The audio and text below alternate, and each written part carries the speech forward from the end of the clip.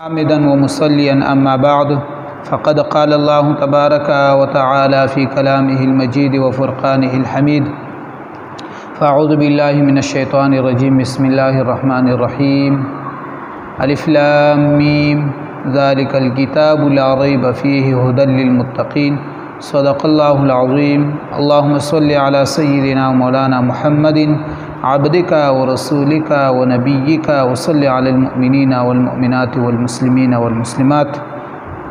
محترم و عزتمندو، نن دا کومه ویډیو چې تیاریږي دا یو بهترینا ویډیو ده.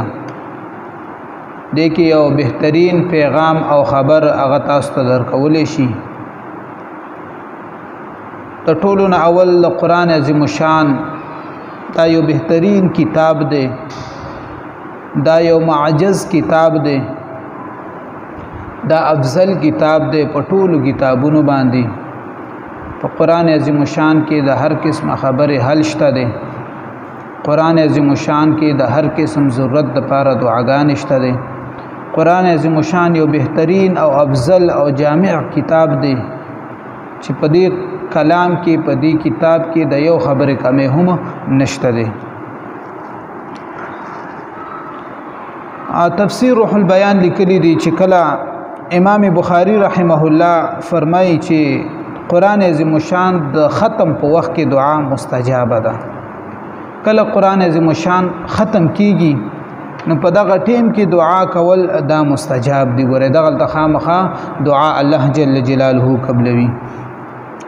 او چې قرآن عظیم شان ختم کله کیږي نو په دغه وخت کې الله جل جلاله ملائک راولېږي او دا کوم کس چې قرآن عظیم شان ختم کړي دی یا ورسره کوم خلک غیر چاپیره ناستي دي ختمانه ورسره اوري نو دغه ټولو خلقو تندي ملائک علیه السلام راکوشي او دغه ټولو خلقو تندي د تبرک د پاره او د عزت د پاره خولي.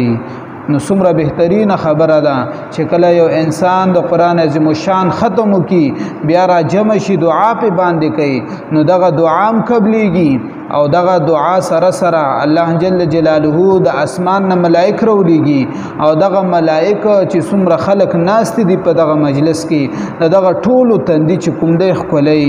او بیا بل خبره پکې دام ده چې قرآن عظیم شان د ختم په وخت کې څوک موجود وي الله جل جلاله هغه انسان ته بخنه کوي.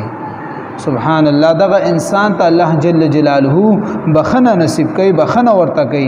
او کوم انسان چې په دې خبره کې شک کوي چې یاره ماته به الله جل جلاله بخنو کی کوونه کی نو یاد ساتي عزتمندو بیا دغه انسان ته بخنه نشي کوله.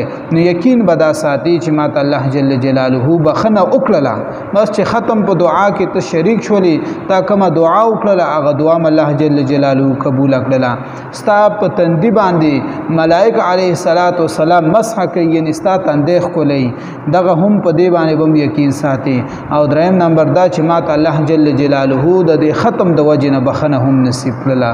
الله جل جلاله دې او کې ټول مسلمانانو ته خدای پاک جل جلاله بخنه نصیب کی. وما توفیقی الا بالله.